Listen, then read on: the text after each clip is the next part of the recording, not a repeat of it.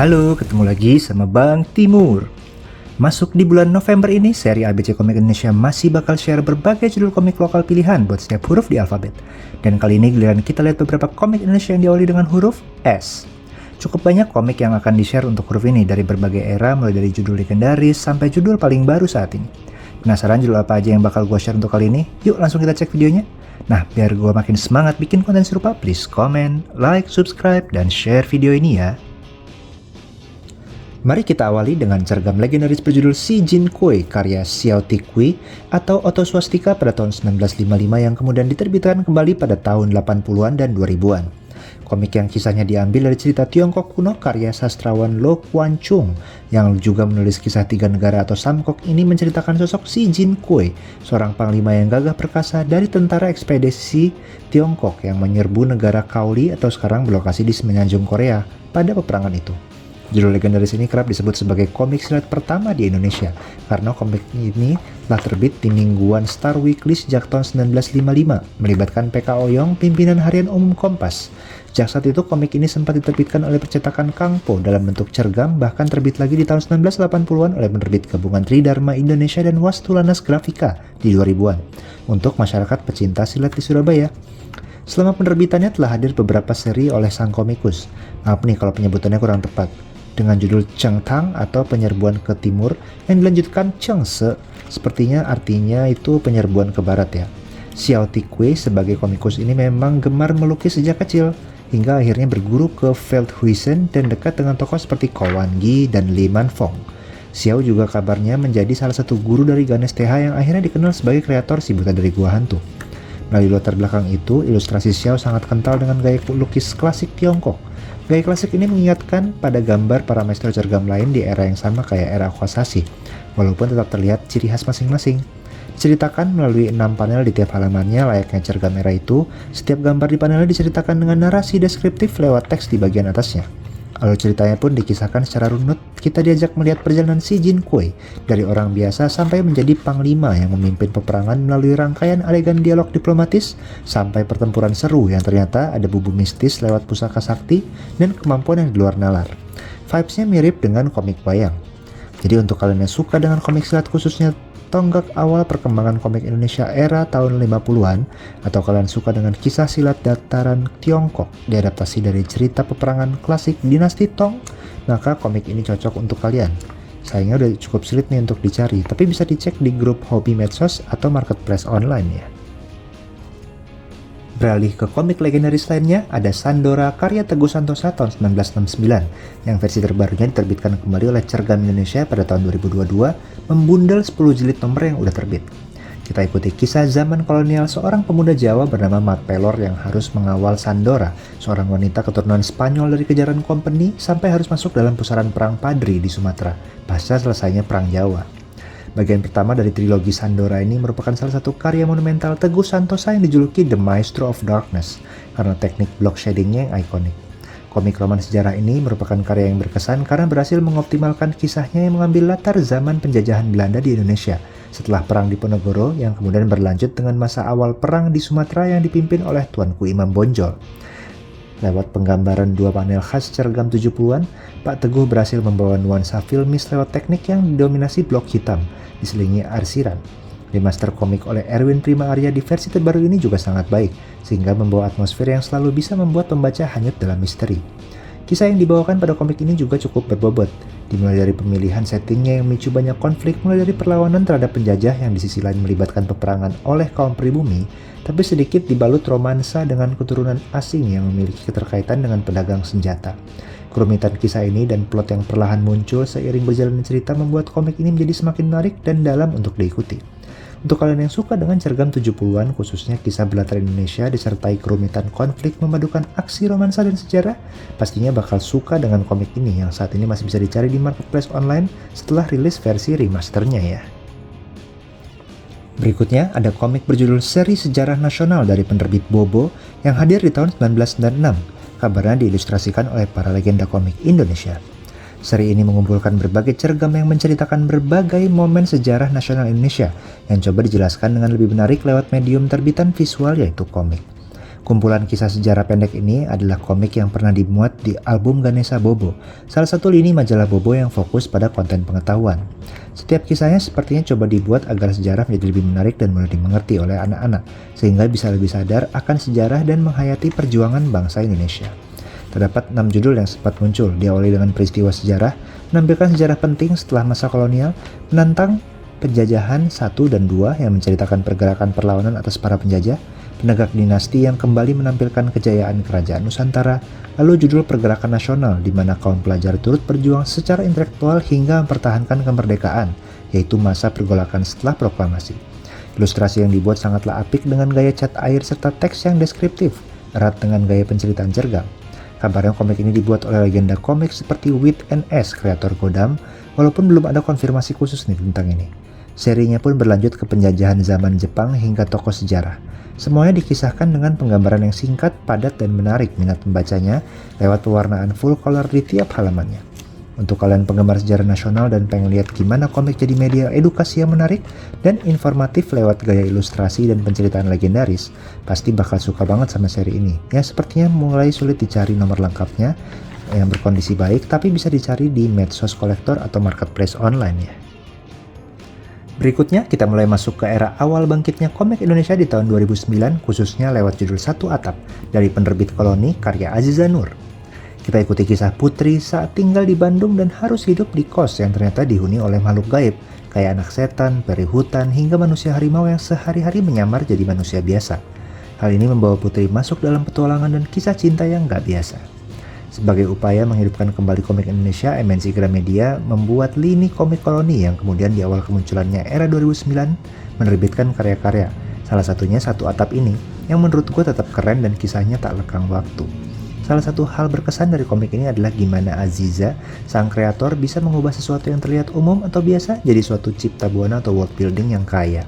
Bagaimana kisah remaja Putri yang pindah kos ke Bandung ternyata menjadi sebuah kisah fiksi yang penuh lore, khususnya karena latar kota Bandung disulap menjadi komunitas masyarakat makhluk gaib yang hidup berdampingan dengan manusia. Untuk ilustrasi komik ini hadir dengan gaya khas Aziza dengan garis dan arsiran halus layaknya menggunakan toning di banyak aspek hingga membuat atmosfernya lebih hangat, tapi di sisi lain terasa seperti di alam mimpi atau fantasi. Komik ini dibagi menjadi beberapa chapter yang tiap babnya semakin memperdalam lore kisahnya, mulai dari pendalaman karakter pendukung hingga penjelasan mengenai dunia Bandung fantasi ini. Untuk para pembaca yang senang dengan kisah fiksi berlatar Bandung di Indonesia dengan gaya penceritaan santai dan ilustrasi dreamy ala Aziza, harus banget cek komik ini, yang sepertinya masih bisa dicari di marketplace online ya. Berikutnya ada seri komik aksi berjudul Setan Jalanan karya Franky Indrasmoro dan Haryadi, terbitan Frank Comic dan Cendana Art Media sejak tahun 2014. Lewat komik ini kita diajak melihat sepak terjang sosok pengendara motor yang memberantas kejahatan di luar hukum. Komik hitam putih yang tamat di 3 nomornya hingga 2016 ini sempat memenangkan penghargaan karakter terbaik di tahun 2014 pada Kosasih Awards. Kisah seri Setan Jalanan ini dirangkai dengan sangat baik di 15 chapter yang disusun dengan baik dalam 3 volume. Komik pertama menjadi pembuka cerita yang sempurna dengan memberi pembaca berbagai detail, latar situasi, karakter, dan aksi yang bikin penasaran dengan kelanjutan kisah si setan jalanan. Ceritanya pun sama sekali nggak kedodoran di nomor keduanya. Malahan aksinya makin intens dan masa lalu para tokohnya ditambahkan, hingga menambah informasi krusial untuk membantu pembaca memahami motivasi tiap tokoh di komik ini. Kisahnya pun ditutup dengan ledakan di akhir volume 3 dan sampai sekarang, Setan Jalanan masih merupakan salah satu komik aksi Indonesia terbaik yang pernah terbit. Salah satu yang bikin cerita di komik ini menarik adalah kisah tiap karakter yang berlapis.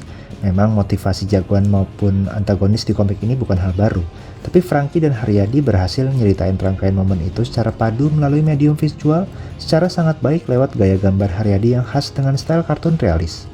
Salah satu yang paling menonjol dari komik ini adalah keberhasilannya menggambar aksi kejar-kejaran, akrobat, dan motor-motoran yang dinamis.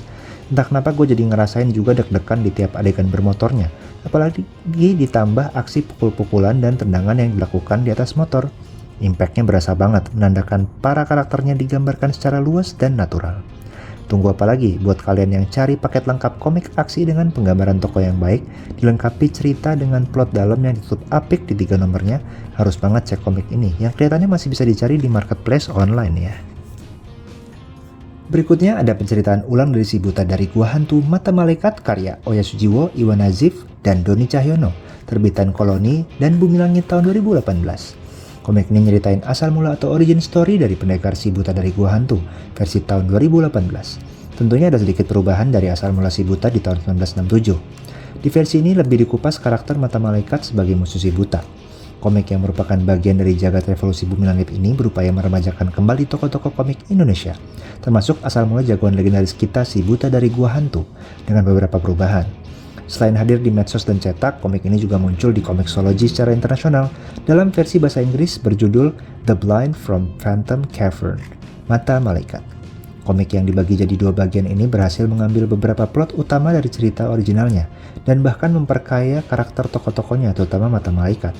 Sang jagoan juga mendapat porsi cerita yang solid sehingga berhasil membawa pembacanya untuk melihat perjalanan Barda dari pemuda yang emosional menjadi pendekar legendaris dengan filosofi dalam mengenai kebatilan, kebenaran, dan kesejatian. Di mana sikap ini menjadi dasar petualangan berikutnya setelah Mata Malaikat terkalahkan. Standar gambar Bumi Langit untuk era Jawara ini sebenarnya tidak perlu diraguin lagi. Di sini kita temui gaya semi-realistis yang lugas tapi masih terasa cukup Indonesia, nggak terlalu kebat-kebatan dan nggak terlalu mangga pula. Tentunya dengan pewarnaan dan shading yang menambah kesan misterius dunia persilatan si buta. Selain itu, adegan berantemnya yang bisa nunjukin dinamika gerak dengan baik, ditambah berbagai efek suara, pewarnaan, serta pemilihan shot, kapan close up dan kapan panel full digunakan. Jadi buat kalian yang suka pengen melihat bagaimana karakter si buta kembali dengan kisah yang memberi kedalaman karakter yang unik pada sang antagonis, dengan nuansa dan kesan yang segar dari seri si buta dari Gua Hantu, harus banget sih cek komik ini yang masih bisa dicari di berbagai marketplace ya. Kita lihat berikutnya komik Sang Perisai Rasulullah Tolhah bin Ubaidillah karya Aris Naka AB, Wahyu Hidayat, Ardian Syaf, terbitan Syafki Komik tahun 2020. Komik ini secara singkat merangkum perjalanan hidup Tolhah bin Ubaidillah, mulai dari masa mudanya sebagai pedagang ulung, lalu pertemuan dengan Nabi Muhammad SAW, hingga cobaan yang dialami untuk menguji keimanannya. Komik full color ini membawa kita melihat sikap dan watak Tolhah sebagai seorang muslim dengan klimaks cerita di pertempuran kaum muslim dan Quraisy di Bukit Uhud, di mana beliau menunjukkan kecintaannya pada Nabi dengan melindungi Rasul dari peserbuan pasukan musuh sehingga disebut sebagai perisai Rasulullah. Komik yang mungkin masuk kategori sejarah ini didorong oleh kejadian-kejadian penting dalam kehidupan tokoh utama, sehingga pastinya bukan didorong konflik jagoan dengan musuh bebuyutan. Tokoh Tolhah sendiri pada komik ini digambarkan sosok yang sangat teguh karakter. Tentunya pada kisah seperti ini banyak hikmah yang bisa diambil oleh pembaca. Aris Naka AB menyuguhkan gaya gambar yang unik, menggabungkan line art seperti sketsa tapi cukup tegas dengan pewarnaan yang tidak monoton ditambah pemilihan warna yang cocok dan gradasi yang pas.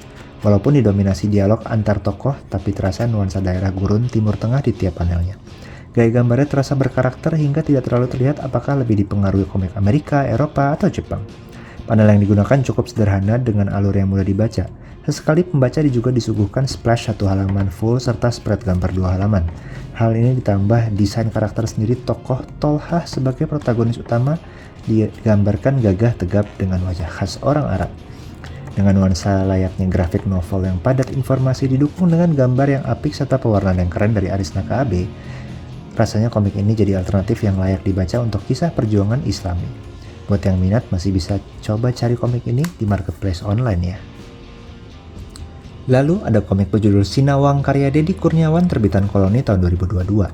Komik ini berisi 4 cerita misteri berbeda, mengajak melihat para tokoh yang harus berhadapan dengan gangguan makhluk halus, mulai dari pocong, kuntilanak, hingga genderuwo, dan ternyata memiliki benang merah yang menghubungkan kisah itu. Komik yang memenangkan Bronze Award Japan International Manga Award ke-16 tahun 2022 dan bahkan sudah terbit di negeri jiran Malaysia ini ditampilkan dengan minim dialog yang justru membuat pembaca lebih memperhatikan tiap halaman yang didominasi oleh ruang hitam. Setting cerita para tokoh di rumah, kantor, hingga pendakian gunung yang sepi terasa dekat dengan pengalaman kita sendiri, dan bahkan cerita horor yang kerap didengar sehingga membuatnya lebih relate dengan pembaca. Terkadang juga terdapat narasi tambahan yang menambahkan informasi di akhir tiap cerita dan menguatkan benang merah antara kisah, khususnya melalui fenomena Sinawang. Ilustrasi kelam berhasil membawa kita masuk dalam dunia yang sepi, kelam, dan penuh misteri. Paneling di sini juga menjaga pacing tiap momennya perlahan ke puncak horor yang diperkuat juga dengan toning warna hitam dan abu-abu yang piawai, sehingga menambah level seram karena atmosfer spooky yang dibangun di tiap halaman. Terlebih lagi 1 halaman penuh yang biasanya menunjukkan sosok hantu muncul secara close up. Horor deh pokoknya. Menurut gue untuk kalian yang suka dengan komik horor Indonesia dan pengen ngerasain atmosfer kelam saat membaca kisah seram hantu lokal, komik ini pas untuk kalian. Walaupun banyak komik horor yang lebih nunjukin sosok hantu yang lebih serem, tapi komik ini bisa bikin pembacanya nggak nyaman dengan suasana yang dibangun dari tiap halamannya. Komik ini masih bisa ditemui di toko buku besar lokal, bahkan akan terbit nomor keduanya di akhir tahun ini loh. Nah, ada lagi komik karya duo Betawi Tanfis Tamam dan Raga Sukma berjudul Sayuti Cowboy Betawi terbitan Rough Ink Comics dan Kembang Klape Project mulai tahun 2023. Komik fiksi berlatar zaman kolonial Batavia pada awal 1900-an ini menceritakan sosok Betawi yang merepotkan para company bernama Sayuti. Selain jago bela diri, beliau juga ahli menembak dan berkuda seperti sosok cowboy Betawi yang menjaga masyarakat dari kezaliman termasuk para tuan tanah lalim. Judulnya memenangkan kategori gambar komik paling apik dari Jogja Comic Awards 2024 ini mengupas salah satu aspek sosial budaya di tanah Betawi yang kali ini dibalut dalam kisah fiksi sejarah mengenai sosok Robin Hood yang merampas dari penjajah dan mengembalikannya ke masyarakat. Penggambaran sosok Sayuti juga karismatik banget dan bikin dia gampang disukai pembaca. Cerita yang ditawarkan juga menyelipkan realita tentang tatanan sosial mulai dari penjajah, centeng pribumi, sampai sosok pembela seperti Sayuti yang memanfaatkan peredaran senjata api di Batavia. Secara apik, hal ini dibalut dengan ilustrasi raga yang ciamik dan tentunya pewarnaan nuansa yang pas banget untuk atmosfer latar sketch serta permainan panel yang kreatif di laga aksi. Komik yang saat ini udah mencapai nomor 4-nya semakin memperluas lore dan cipta buananya dengan pengenalan para tokoh-tokoh dari berbagai etnis yang memang ada di Batavia di masa itu.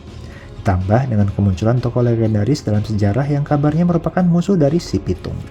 Kalian yang senang sama komik Betawi dengan latar sejarah penuh aksi pastinya bakal cocok sama komik ini yang masih bisa didapetin di marketplace online atau medsos Rough Ink Comics ya.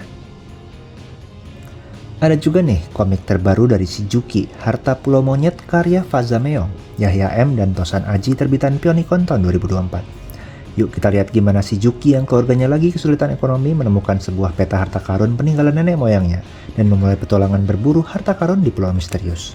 Salah satu intellectual property atau IP komik paling dikenal di Indonesia, Shizuki kembali nerbitin komik adaptasi dari film animasi layar lebarnya yang berjudul sama, Harta Pulau Monyet.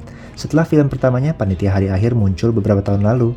Shizuki memang telah menerbitkan puluhan judul dengan penjualan yang cukup baik di dunia komik lokal.